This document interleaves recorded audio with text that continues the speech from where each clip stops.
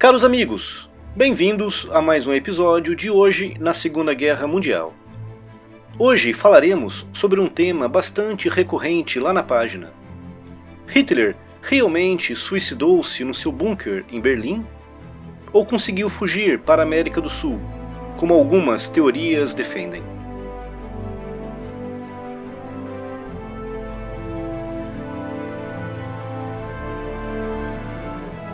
No dia 16 de janeiro de 1945, com Berlim sendo constantemente bombardeada pela Força Aérea Aliada, Hitler refugiou-se no seu bunker, construído nos jardins da chancelaria.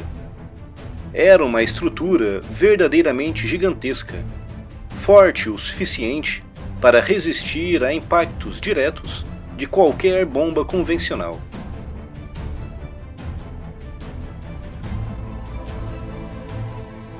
Foi construído 8,5 metros abaixo da superfície, com placas de concreto reforçado com quase 3 metros de espessura. O bunker tinha cerca de 40 pequenos cômodos, que eram utilizados para muitos fins, desde dormitórios, refeitórios, enfermarias, sala de comunicação e de refeições.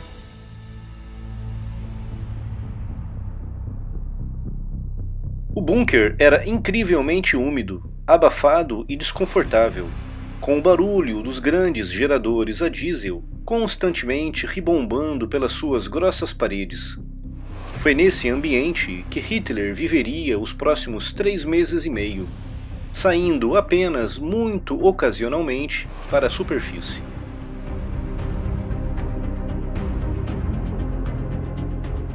Nos últimos dias de abril, a situação para a Alemanha era já catastrófica, com os soviéticos avançando rapidamente em direção a Berlim.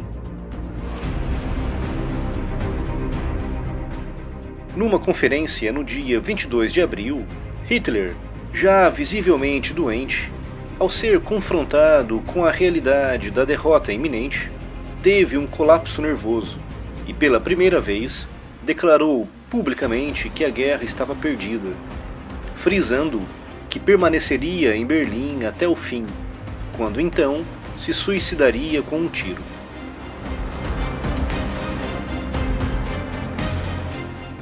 No fim do dia, Hitler receberia a visita de Albert Speer, ministro do Armamento e da Produção Militar, considerado por muitos como uma das poucas pessoas que Hitler considerava como realmente um amigo. De acordo com o testemunho dado por Speer após o fim da guerra, nessa reunião Hitler disse que a guerra estava perdida, ordenou que Speer saísse da cidade e disse que no fim iria se suicidar e que o seu corpo seria queimado para que não fosse exibido em Moscou como um troféu de caça. De acordo com o testemunho dado pelo médico do bunker, o Dr. Werner Hasse, no dia seguinte, 23 de abril, Hitler perguntou-lhe sobre o método mais seguro e fiável para se matar, ao que o Dr. Hasse sugeriu uma cápsula de cianeto combinada com um tiro na cabeça. No dia 26 de abril, Hitler recebeu a visita da aviadora alemã Hannah Heitsch, que conseguiu pousar milagrosamente o seu pequeno avião numa pista improvisada em Berlim. Trazia consigo o general Robert Ritter von Grein, o novo chefe da Luftwaffe, após a demissão de Hermann Göring poucos dias antes. No dia seguinte, 27 de abril, Berlim foi completamente cercada e as comunicações eram definitivamente cortadas. Por esse motivo, Hitler ordenou que Hannah Heitsch levasse o novo chefe da Luftwaffe, Ritter von Grein, para fora da cidade, para poder comandar o pouco que restava da Força Aérea Alemã.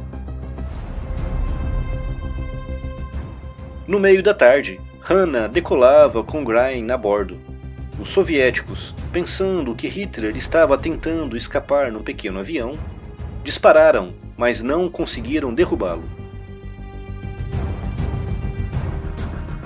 Depois da guerra, Hannah, uma nazista fervorosa, deu muitas declarações sobre esses 2 dias que passou com Hitler no bunker.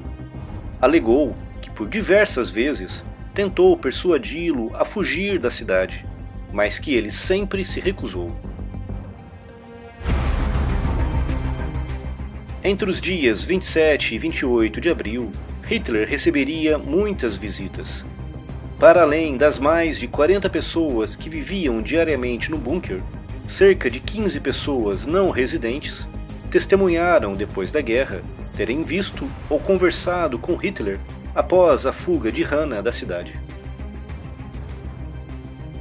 Logo após a meia-noite do dia 29 de abril, Hitler casou-se numa pequena cerimônia civil com a sua companheira de longa data, Eva Braun. A cerimônia foi presenciada por cerca de 10 pessoas, incluindo a sua secretária Traudl Jung, que após a guerra escreveria livros e daria entrevistas relatando os últimos momentos de Hitler.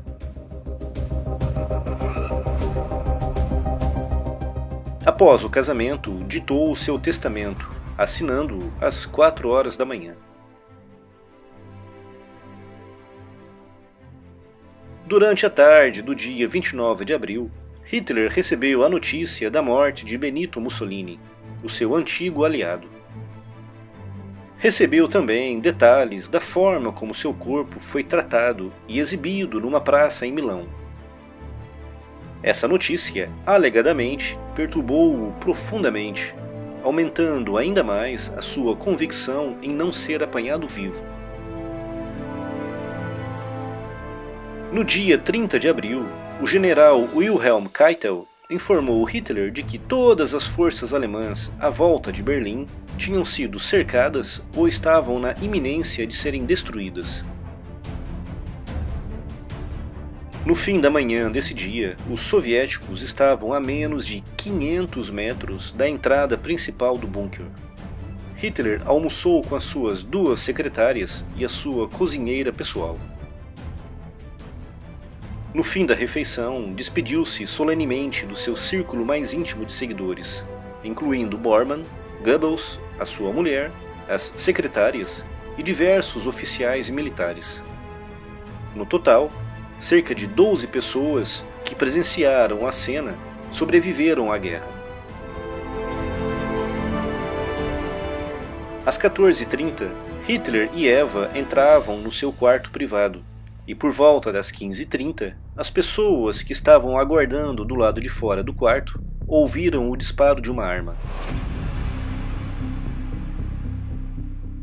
O seu mordomo, Heinz Lind, com Bormann ao lado, foram os primeiros a entrar. O secretário de Hitler, Otto Gunsch, entrou em seguida, encontrando os corpos já sem vida de Hitler e Eva. Mais tarde, Gunsch diria que Hitler estava sentado, com a cabeça descaída, com um ferimento de bala bem visível na têmpora direita. Eva estava morta, mas não tinha sinais de danos físicos aparentes, o que indicava que morreu por envenenamento. Em seguida, Gunsch saiu do quarto e anunciou para os residentes no bunker que Hitler estava morto. Minutos depois, os corpos foram enrolados em cobertores e levados para fora do bunker. Foram deitados em covas rasas e embebidos em gasolina, ateando fogo logo em seguida. Minutos depois, o local foi alvo de impactos de morteiro, obrigando a que todos voltassem à pressa para o interior do bunker. Nessa noite, os últimos residentes do bunker abandonariam as instalações, tentando fugir da captura por parte dos soviéticos. E 2 dias depois, os primeiros soldados do Exército Vermelho entravam no bunker. Do lado de fora foram encontrados 4 corpos, 2 semi-carbonizados, pertencentes a Goebbels e a sua mulher, que no dia anterior mataram os seus filhos, suicidando-se em seguida. Já os outros 2 corpos estavam irreconhecíveis. Sabiam apenas que um pertencia a um homem e o outro a uma mulher. Imediatamente após a queda de Berlim e o fim da guerra na Europa, iniciou-se uma busca frenética pelo paradeiro de Hitler. Os soviéticos já tinham sido informados do seu suicídio, mas, sem um corpo para comprovar a sua morte, a desconfiança só crescia. Nas semanas e meses seguintes, os soviéticos interrogaram todas as pessoas que se cruzaram com Hitler nos últimos dias de abril. Os testemunhos foram cruzados e as histórias contadas por dezenas de pessoas batiam certo, resultando no cenário que acabei de descrever. Há, no entanto, toda uma corrente de pessoas que acreditam realmente que Hitler não morreu e que fugiu, supostamente para a Argentina. Não há provas de nenhuma espécie, mas essas pessoas acreditam. Para os pesquisadores e historiadores, é difícil imaginar uma pessoa com a personalidade de Hitler escondendo-se por décadas numa fazenda na Patagônia. O seu perfil psicológico simplesmente não faz prever esse tipo de comportamento. Mesmo aqueles soldados mais próximos de Hitler, como Otto Skorzeny, que viveu na Argentina por algum tempo após a guerra, descartou a hipótese de fuga, dizendo justamente que essa atitude ia contra o seu perfil. Sem testemunhos, evidências ou provas de qualquer espécie, torna-se difícil defender cientificamente a hipótese de uma fuga. Os testemunhos de dezenas de pessoas coincidem. Hitler estava em Berlim no dia 30 de abril. Nesse dia, o bunker já estava completamente cercado, com os soviéticos a menos de 300 metros da sua porta de entrada. Uma fuga de Hitler, nessas circunstâncias, é muito pouco provável. É importante notar também que nessa época Hitler era uma pessoa muito doente, com tremendas dificuldades de deslocação. É certo que algumas pessoas conseguiram fugir do bunker, mas em geral eram pessoas jovens e saudáveis e que literalmente correram pela vida, o que não seria o caso de Hitler. É com base nessas evidências que concluo que Hitler realmente suicidou-se no bunker, e que as teorias que defendem que ele conseguiu fugir e estabelecer-se na Patagônia não passam mesmo disso, meras teorias sem qualquer evidência sólida.